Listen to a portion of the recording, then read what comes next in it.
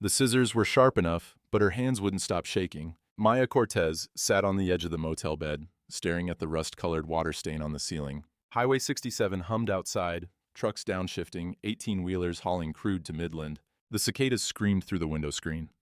105 degrees at 8 o'clock. The air conditioner rattled like it was dying. She lifted the scissors to her hair, long and dark, same as her mother's.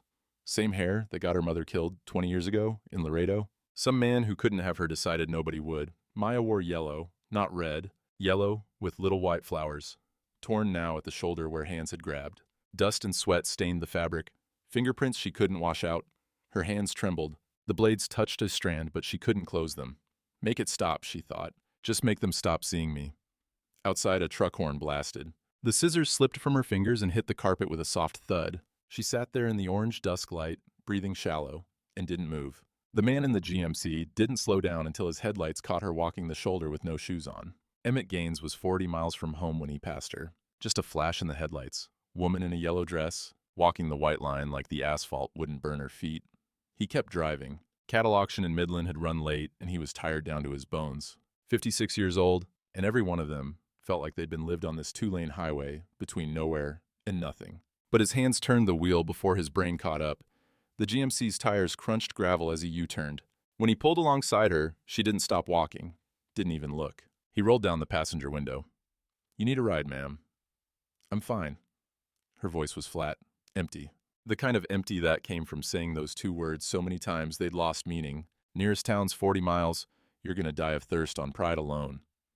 She stopped then, turned to look at him through the open window. Even in the dark, even with road dust on her face, he could see why men had probably spent her whole life making her regret being born pretty. He kept his eyes on hers, not lower, never lower.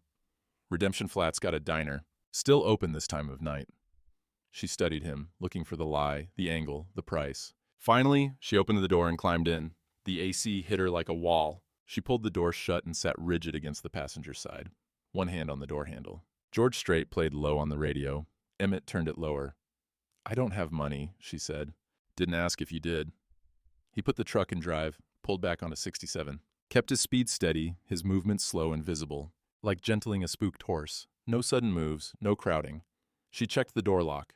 Twice. He noticed, but didn't comment. They drove in silence for 10 miles. The dashboard lights turned her profile ghost pale. He could see bruises on her knuckles. Defensive wounds. Recent. When he reached for the glove box, she flinched hard, pressed herself against the door. He froze, both hands back on the wheel. "Just napkins, ma'am," he said quietly. "That's all." He moved again, slower this time, opened the glove box with his left hand while keeping his right visible on the wheel, pulled out a stack of fast food napkins and set them on the center console between them, in case you need them. She took one, wiped her face. The napkin came away brown with dust and salt. "Thank you," she whispered. First real words between them that mattered. "Name's Emmett," he offered. Didn't ask hers, she didn't give it. The Crossroads Diner sat at the intersection of Highway 67 and County Road 9, the only thing lit up for miles. Neon sign buzzed in the window, open 24 hours. Emmett parked, but she didn't move to get out. "They're good people," he said. "There's no such thing." He wanted to argue, but couldn't. Hell, maybe she was right. Inside, Ruth Bowen looked up from behind the counter. 64 years old, reading glasses on a chain, white hair pulled back. She took one look at the girl in the yellow dress and understood everything. "Evening, Emmett." Her voice was warm molasses. "Coffee?" "Please." Ruth poured 2 cups without asking, set them down in the corner booth. Maya slid in like she was trying to disappear into the vinyl. Ruth brought pie, peach, still warm, 2 slices, set them down, and walked away without a word. Maya stared at the pie like it might bite her. "Go on," Emmett said. "It's real." She picked up the fork. The first bite went down slow, the second faster. By the third, she was crying, silent tears that dripped into the pie filling. Emmett drank his coffee and looked out the window, gave her the dignity of not watching. When the plate was empty, Ruth refilled the coffee and brought a second slice. "On the house, honey." Maya's voice cracked. "Why?" Ruth touched her shoulder, gentle, grandmother gentle. "Because you need it. That's reason enough." After Ruth walked away, Maya looked at Emmett. "What do you want from me?" "Nothing. Nobody does nothing for nothing. Maybe somebody should start." She laughed, bitter and sharp. "You some kind of saint?" "No, ma'am. Just a man with a line shack sitting empty and a conscience that won't let me sleep if I leave you on that highway." Silence. The diner's clock ticked. Somewhere in the kitchen, dishes clattered. Line shack? Small cabin, 2 miles from my house. Got a bed, a stove, door locks from the inside. She heard that last part. He'd meant her to. How long? Long as you need. What's the rent? There isn't one. She didn't believe him. He could see it. But she was too tired to keep running, and they both knew it. Okay. Ruth caught his eye from behind the counter. She knew what he was thinking because she was thinking it too. This girl was the same age Sarah would have been. Same dark hair. Same look of someone who'd been running from men like him her whole life. He stood, left $20 on the table. Let's go. In the truck, headed toward his ranch, she finally asked, "What's your name again?" Emmett. Emmett Gaines. Maya. Just the one word, no last name. Didn't matter. Nice to meet you, Maya. She looked out at the dark spreading across the desert. We'll see. The GMC's headlights cut through the night, and behind them, the diner's neon sign faded to a pinpoint in the rearview mirror. The line shack had one room, one bed, and a door that locked from the inside. The first thing she checked. The GMC's headlights swept across the small cabin 2 miles off the main road. Weathered cedar planks, tin roof, single window facing east. A windmill creaked somewhere in the dark. Rhythmic, metal on metal, like the ranch breathing. Emmett killed the engine. It's not much. Maya was already out of the truck, moving toward the door. He unlocked it, reached in to flip the light switch. Single bulb hanging from the ceiling lit up everything at once. Bed with clean white sheets, wood stove in the corner, small table with 2 chairs, bathroom door half open, maybe 300 square feet total. She walked in slow, touched nothing. Ruth came by yesterday, aired it out, changed the sheets. He gestured to a cardboard box on the table. Some clothes in there, left behind over the years. Ranch hands, wives, daughters, help yourself. She was looking at the door. Interior deadbolt, heavy brass. The kind you could lock and nobody could get through without an axe. Lock's solid, he said, following her gaze. Only keys on that hook by the stove, for you. And she took the key, tested the lock, turned it 3 times. Click, click, click. Phone's on the wall by the bathroom. Rings straight to the main house if you need something. I'm up by 5 most days. Okay. Fridge works. Ruth stocked it some. Coffee, eggs, milk. Bread in the box there. Okay. He stood in the doorway, hat in his hands. Wanted to say something reassuring. Couldn't find the words that wouldn't sound like a lie. I'll leave you to it, then. Mr. Gaines. He turned back. Thank you. And she said it like she was testing the weight of the words, seeing if they'd break her teeth. Just Emmett, ma'am, and you're welcome. He pulled the door shut behind him, heard the deadbolt slide home before he reached the truck, then again, then a 3rd time. He sat in the GMC for a full minute, watching the light in the window. Told himself he was making sure she settled in. Told himself he wasn't thinking about Sarah at 17, climbing out her bedroom window in the middle of the night, running toward a boy he'd said wasn't good enough. The windmill kept creaking. He drove home. Inside, Maya locked the door 4 more times, 7 total. She checked the window, screen intact, latches worked. Bathroom window too small for a person to crawl through. Good. The box of clothes sat on the table like an accusation. She didn't want charity, didn't want to owe anyone. But the yellow dress was torn and filthy, and she'd been wearing it for 3 days. She opened the box. Jeans, 2 pair, different sizes. T-shirts, a flannel button-down. Underwear still in packages. A pair of worn boots that might fit. And at the bottom, folded careful, her yellow dress, clean, mended. Someone had washed it. Fixed the torn shoulder with small, precise stitches. White thread on yellow fabric. Maya held it up to the light. The stitches were so careful they were almost invisible. The kind of mending that took time, that took care.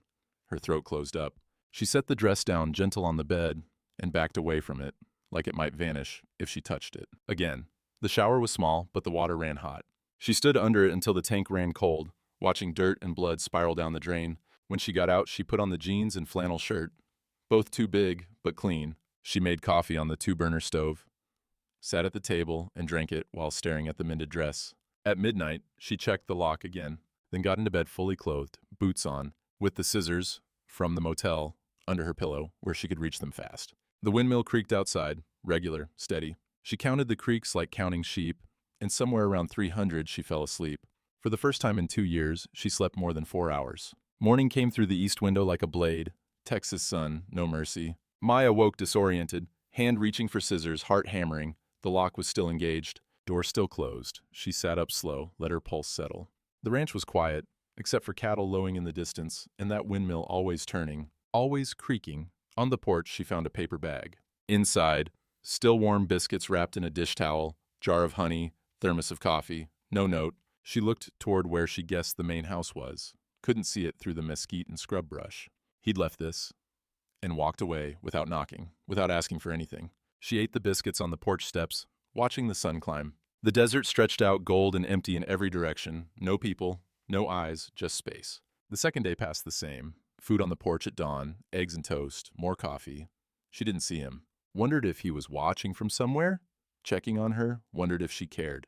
Third day, she walked to the main house. It was bigger than she'd expected. Limestone and cedar, wide porches, older than the highway probably. Money, but not new money, the kind that came from land and time and oil rights. Emmett was on the front porch, drinking coffee from a tin cup, watching the sunrise like it was his job.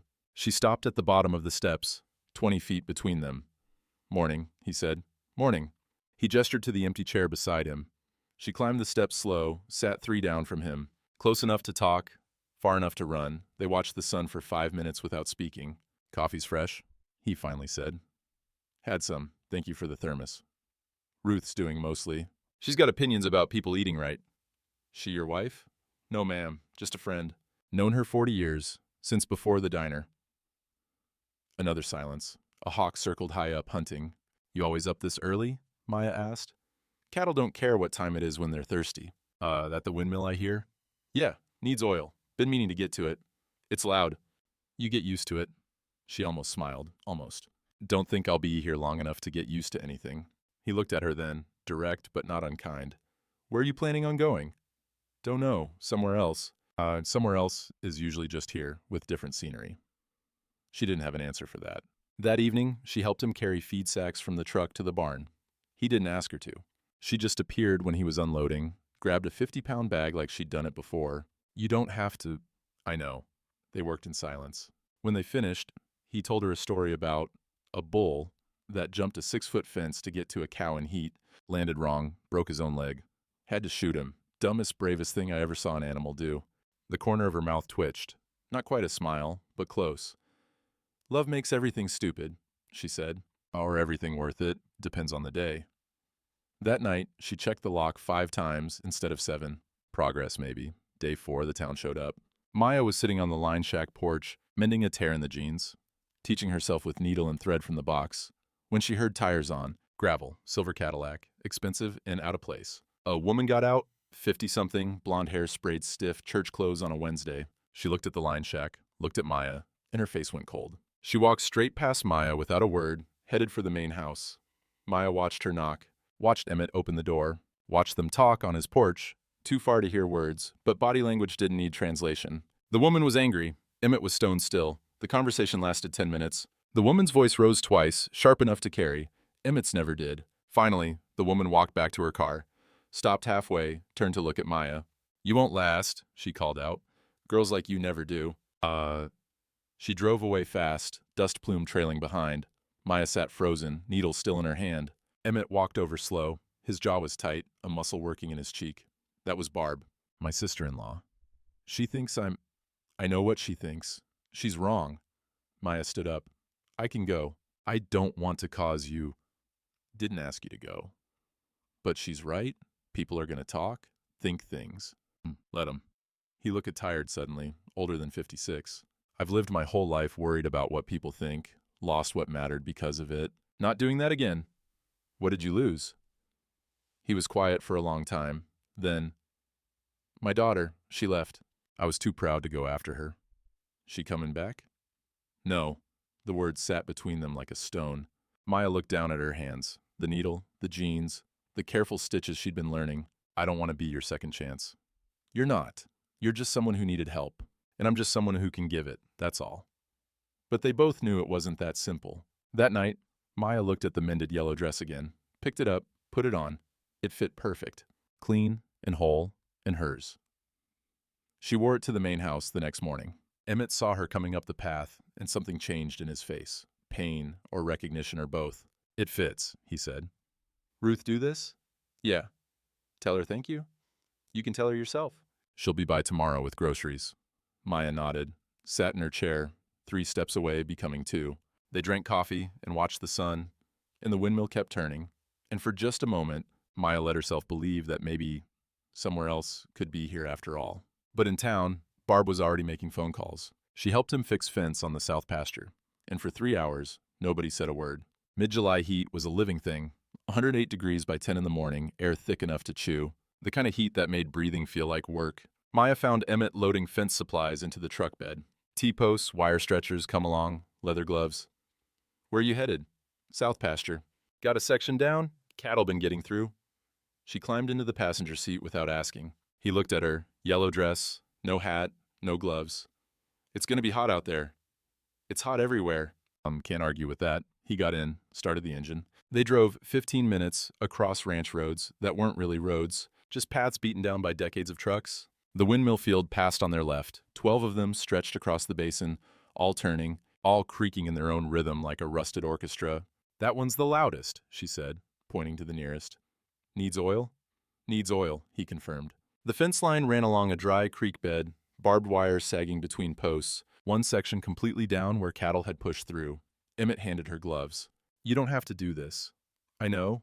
They worked. He showed her how to string the wire, how to use the come-along to pull it tight, how to wrap it around the post without leaving slack.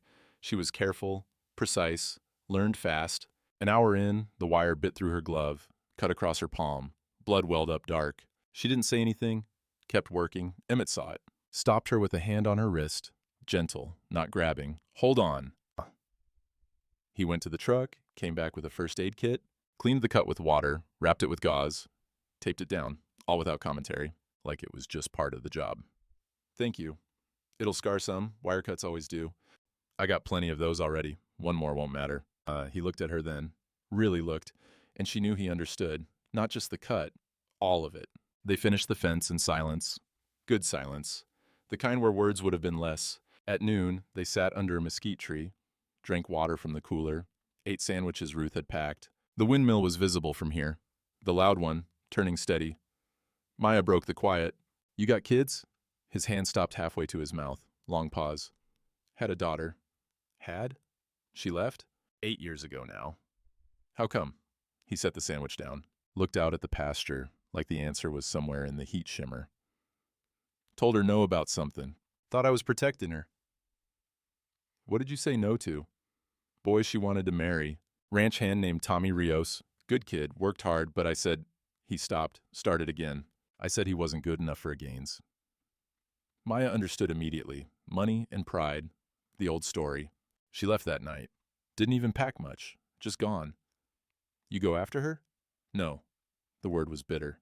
I was too proud. Figured she'd come back when she got tired of being poor, when she realized I was right. But she didn't. No, she didn't. Silence. A hawk circled overhead. Cattle moved slow in the distance. Where is she now? His throat worked. Dead. Car accident in Nevada. 3 years after she left. Maya's chest tightened. I'm sorry. Me too. They sat there in the shade, not talking, just breathing. The weight of what he'd said hung in the air like the heat, inescapable. Finally, Maya spoke, voice quiet. You got people? She shook her head. Had a mother. She's gone. I'm sorry. Don't be. She pulled at a thread on the yellow dress. She got killed for being pretty. Emmett went still. I was 12.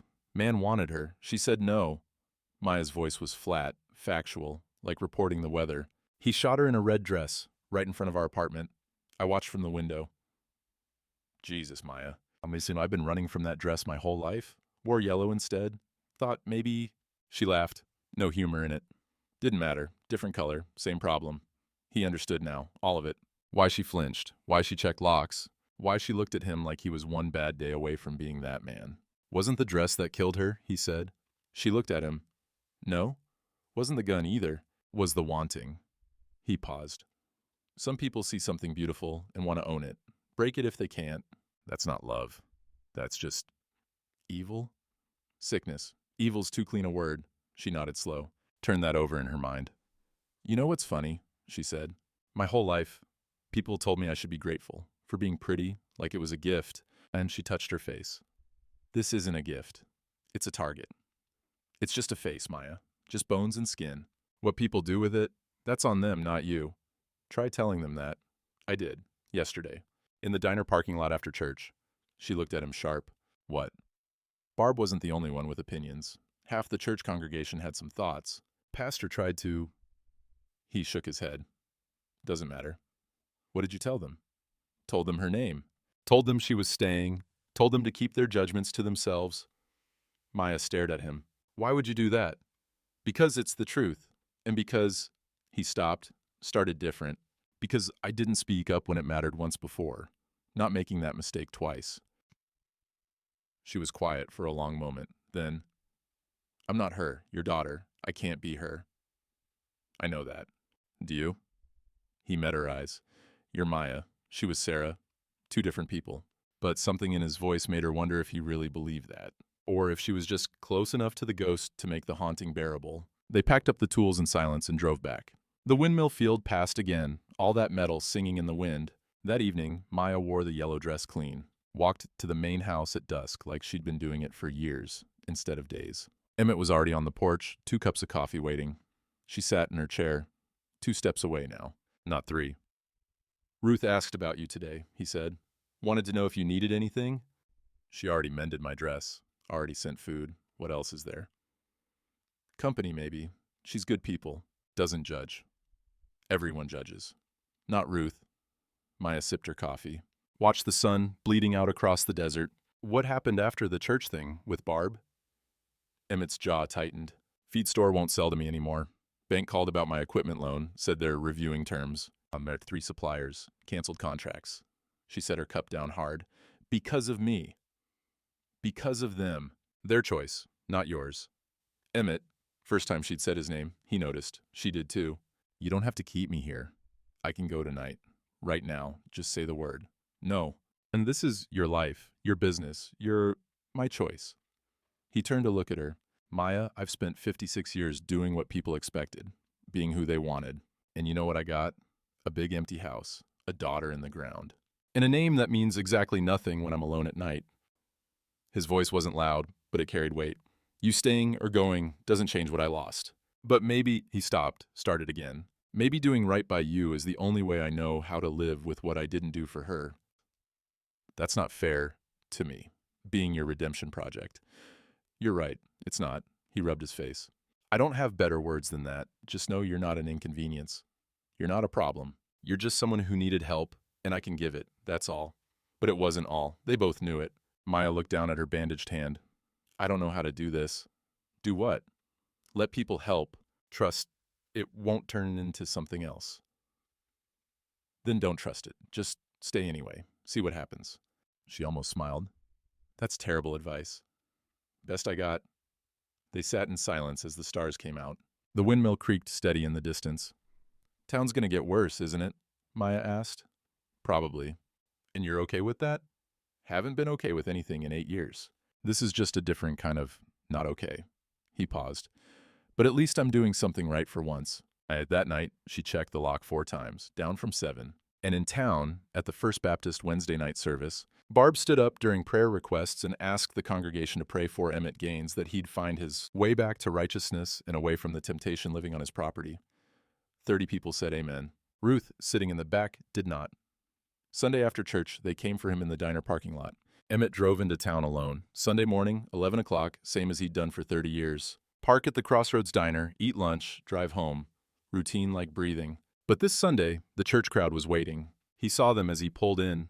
Maybe 20 people clustered near the diner entrance. Barb at the center, Pastor Harmon beside her, feed store owner, bank manager. The Johnsons who ran the grain co-op.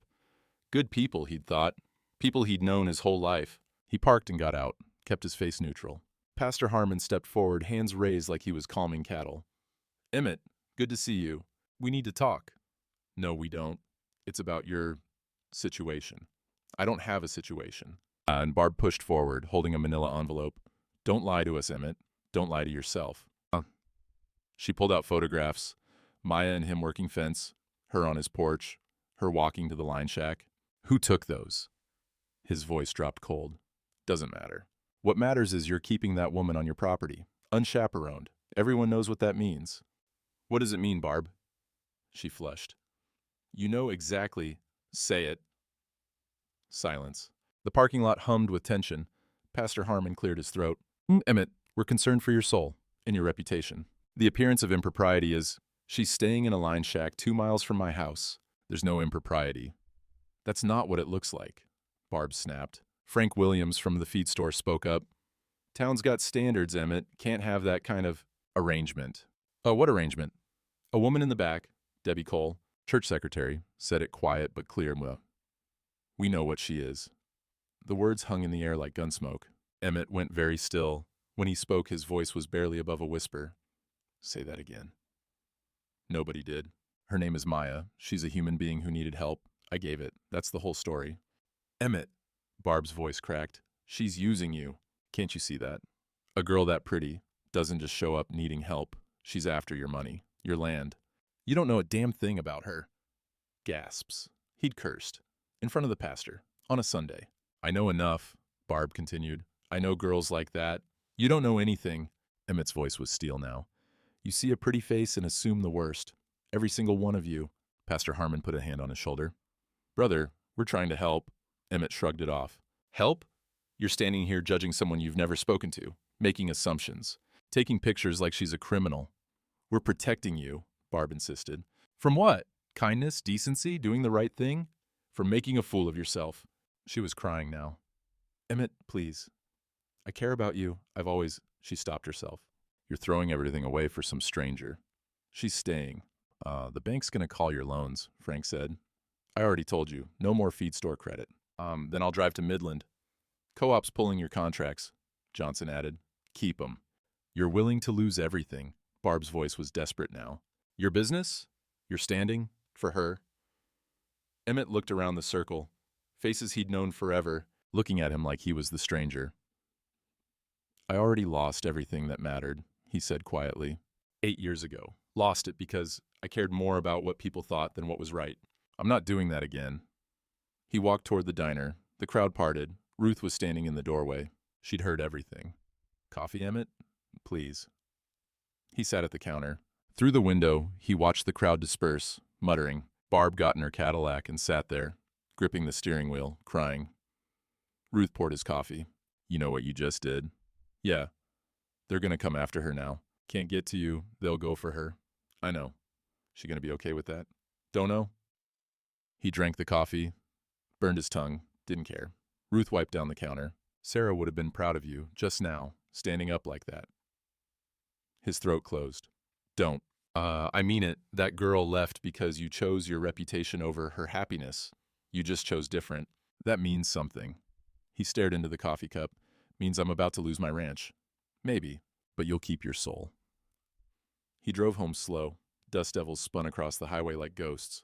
At the ranch, Maya was sitting on the line shack porch. She stood when she saw his face. What happened? Nothing that matters. Don't lie to me. So he told her, all of it, the parking lot, the accusations, the photographs.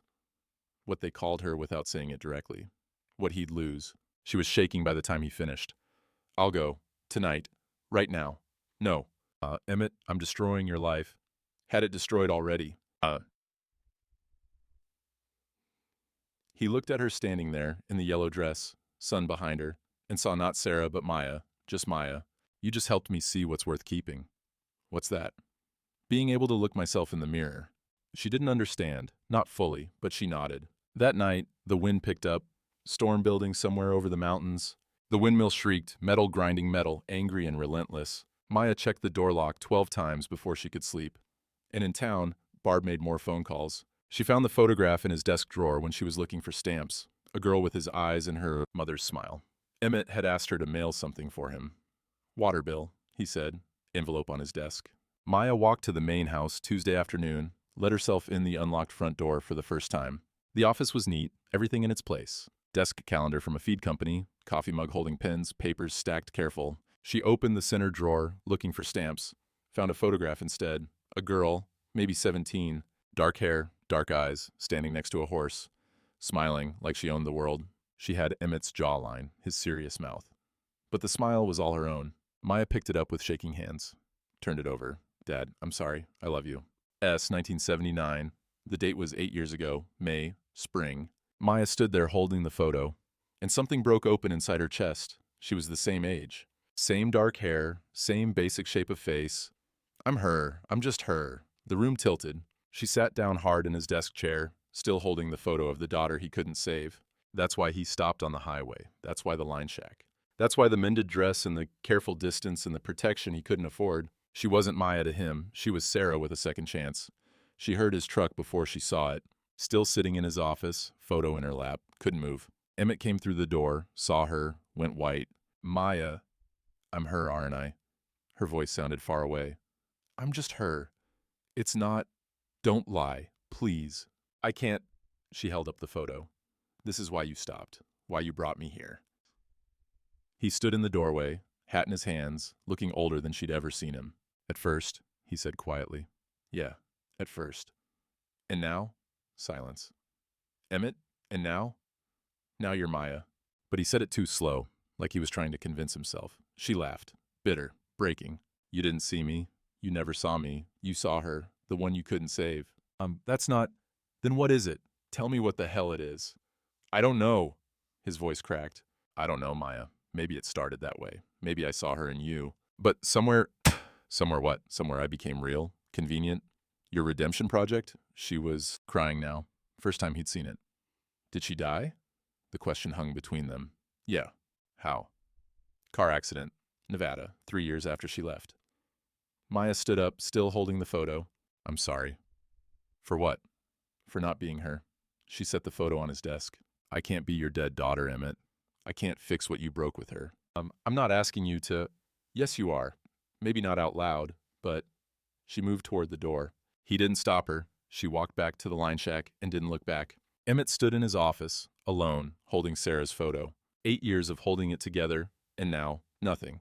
Just the truth he'd been running from. He had seen Sarah and Maya. That first night, headlights catching her on the highway. Same age Sarah would have been. Same dark hair. It was like God giving him a second chance. But God didn't give second chances. Just different ways to fail. He'd told himself he was helping Maya. Told himself it was about doing right. But Ruth had known. Barb had known. Maybe even Maya had known. Somewhere deep, he wasn't helping Maya. He was trying to save Sarah through her, and now he'd hurt them both. At the line shack, Maya sat on the bed with the scissors again. Same position as the motel. Same yellow dress. Same hands that wouldn't work right. But this time it wasn't about beauty. It was about being seen. Nobody's ever just seen me. Her mother saw a burden. Men saw a target. Women saw competition. And Emmett saw a ghost. She thought about leaving, packing the few things she had, walking back to the highway. But where would she go that would be different? Somewhere else is usually just here, with different scenery. His words. True words. She set the scissors down. Couldn't even do that, right? Couldn't destroy herself. Couldn't save herself. Just stuck. The door lock sat there. Unlocked. She didn't care anymore. At the main house, Emmett finally let himself think the whole truth. Sarah left because he'd told her Tommy Rios wasn't good enough. Not good enough for the Gaines name. For the legacy. For his pride. I was protecting her, he'd told himself for 8 years. But he wasn't.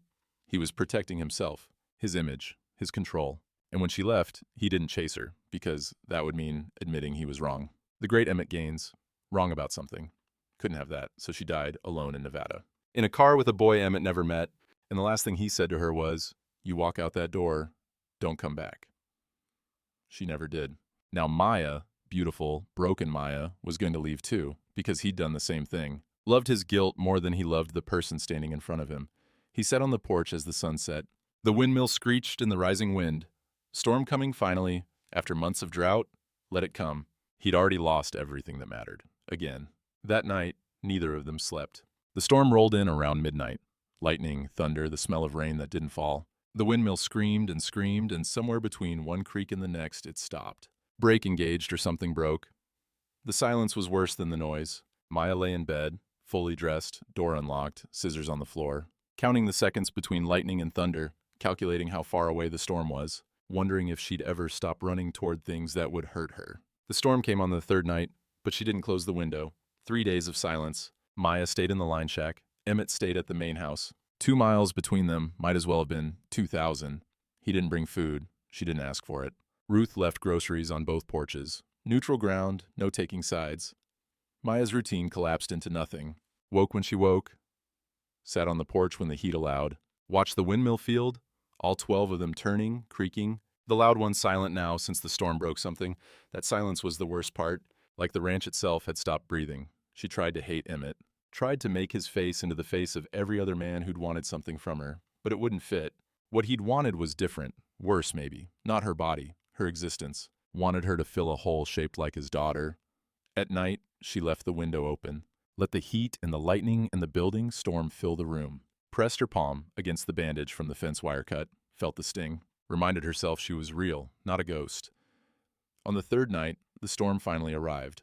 Lightning split the sky open. Thunder rattled the tin roof. Wind pushed through the screen, carrying the smell of rain coming, that green desert smell. Creosote and hope. But still no rain, just the promise of it. Maya lay on the bed, watching the lightning strobe through the window. Her door was unlocked. Had been for 3 days. She'd checked it once, left it open, walked away. Didn't care anymore who came through. She realized, somewhere between one lightning strike and the next, I don't want to die. But I don't know how to live. Emmett worked himself half to death those 3 days. Fixed every fence, checked every head of cattle, serviced every piece of equipment. 16-hour days under the July sun until he could barely stand. Punishment labor. The kind that made you too tired to think. Didn't work. At night, he sat on his porch and stared at the line shack lights. 2 miles away. Too far to walk. Too close to forget. He kept seeing Sarah at 17, face twisted with anger. You don't see me. You only see what you want me to be. Kept hearing Maya, I can't be your dead daughter. 2 different women. Same accusation. He'd told himself the lie so many times it felt like truth. He was helping Maya because it was right, because she needed it, because he was a decent man doing a decent thing. But decent men don't use people's pain to patch their own holes. He'd seen Sarah and Maya, the age, the hair, the brokenness that needed fixing. Saw a chance to rewrite the story. Save the girl this time. Prove he wasn't the man who chose pride over his daughter. But Maya wasn't a rough draft of Sarah. Wasn't a second chance. She was just Maya, and he'd never really looked at her long enough to see it. I keep seeing what I'm afraid to lose instead of who's standing in front of me. The realization hit him the same moment the rain finally started. Third night, midnight. Sky opened up like it had been holding its breath for months. Rain hammered the roof, the porch, the dirt. First rain since May. The earth drank it desperate. Emmett stood in it, let it soak through his shirt, his jeans, his boots. Stood there until he was shivering despite the heat. He understood now what he had to do. Not the easy thing, tell her he cared, convince her to stay. That would just be another version of the same lie. The hard thing, tell her the truth. All of it. That yes, he'd seen Sarah first. That yes, he'd been using her to caulk over his guilt. That she deserved better than being someone's redemption project. And then let her go if she wanted. Actually let her go. Not stop her. Not guilt her into staying. Just let her choose. That was the part that felt like dying. But maybe that was the point. Maybe love, real love. Not the desperate grabbing kind. Meant being willing to lose what you couldn't hold anyway. Sarah left because he tried to hold her. Maybe Maya would stay if he finally opened his hands. Or maybe she wouldn't. And he'd have to live with that. The rain kept falling. Out in the windmill field, something shifted. One of them started turning again, slow at first, then steady. The creaking returned, softer now, almost gentle. The ranch was breathing again. At dawn, Emmett walked to the line shack. Maya was standing in the middle of the windmill field, barefoot, soaking wet, face turned up to the clearing sky. She didn't turn when she heard him coming. But she didn't walk away either. He found her at dawn, standing in the middle of the windmill field, soaking wet. The rain had stopped an hour before sunrise, sky clearing to that pale blue that meant the day would be hot again, drought broken, but not forgotten. Maya stood barefoot in the mud between the windmills, face turned up, hair plastered to her skull. The yellow dress clung to her like a second skin. She wasn't crying, wasn't moving, just standing. Emmett stopped 20 feet away, didn't want to crowd her, didn't want to spook her. Maya, she didn't turn. Thought you left. Thought about it. Her voice was flat, empty. Couldn't figure out where to go, that would be different. I'm sorry. For what part? Now she turned, looked at him dead on. For seeing her instead of me? For needing me to be your second chance? For letting me believe any of it was real? Each question landed like a stone. All of it, he said. For all of it. They stood there in the windmill field, mud sucking at their feet, the metal towers creaking soft around them like witnesses. You were right, Emmett said. I saw her at first, saw Sarah, same age, same hair. Thought maybe God was giving me another shot at getting it right. Was, and now? Now I know God doesn't work that way. You're not a second chance. You're just you. He stopped. Started again. You're just Maya. When did I stop being her? Day you bled on the fence and kept working. Day you wore that dress without hiding. Day you asked me about Sarah and didn't look away when I couldn't answer. He took a step closer. You're not her, Maya. Haven't been for a while now. But you needed me to be. Yeah, I did. His throat worked. And that wasn't fair, wasn't right. You deserve to be seen for who you are, not who I lost. She wrapped her arms around herself. Nobody's ever just seen me. I know. They see the face, or the body, or what they want, or, her voice broke, or some dead girl I'll never be. You're right, and I'm sorry. The windmills turned. Water dripped from the blades. Somewhere a mockingbird started singing. Maya looked at the mud, at her bare feet, at anything but him. Wasn't my face that made them hurt me, was it? The question hung there, echo from the fence line, weeks ago. No. Was the wanting. Yeah. Pause. But wanting and loving aren't the same thing, Emmett said. She looked at him then, really looked. Do you love me? The question was simple. The answer had to be true. Like a daughter, he said. Like the one I should have loved better. Not the other way. Never that. She nodded. Something in her face softened. Okay. That enough? It's more than I've ever had. Emmett reached into his jacket pocket, pulled out folded papers, rain damp but intact. What's that? Deed to the line shack, 2 acres around it. He held it out. It's yours. She stared. What? Legal. No strings. Your land. Your home. I don't... Why would you... Because you need a place nobody can take from you. His voice was steady now. Sure. Because I couldn't give Sarah a home when she needed one. Because you deserve to stay somewhere. His voice cracked on the last part. Because I'm sorry I made you feel like a replacement. You were never the sin, Maya. The words landed soft but absolute. You were the one they sinned against. Islands. The healing line settling into the space between them like rain soaking into drought-cracked earth. Maya took the deed with shaking hands. Didn't look at it. Kept her eyes on him. This doesn't fix what happened with Sarah. I know. And it doesn't mean I forgive you for seeing her instead of me. I know that too. But she looked down at the papers. At proof she existed. At land that couldn't be taken away. Thank you. First time she'd said it and meant it all the way down. The sun broke over the horizon. Light caught the windmills, turned them gold. The loud one, the one that had been broken, was turning gentle now, fixed somehow in the storm, or maybe just ready to work again. You staying? Emmett asked. Maya looked at the deed, at the line shack visible through the mesquite, at the ranch spreading out in every direction. For now, not forever, not a promise, just for now. And that was enough. They walked back through the mud together, not touching, just walking the same direction. The mockingbird kept singing, the windmills kept turning, and for the first time in 8 years, Emmett Gaines felt like he might be able to breathe again. 6 weeks later, she was still there. Late September, the heat finally broke. Maya sat on the line shack porch with scissors in her hands, yellow dress clean against her skin. Same position as the motel? Different meaning entirely? She was cutting wildflowers, desert marigolds she'd found near the creek bed, arranging them in a mason jar for Ruth's diner counter. The scissors moved steady, no shaking. Stems fell away clean. A garden had started by the porch. Tomatoes, herbs, struggling but alive.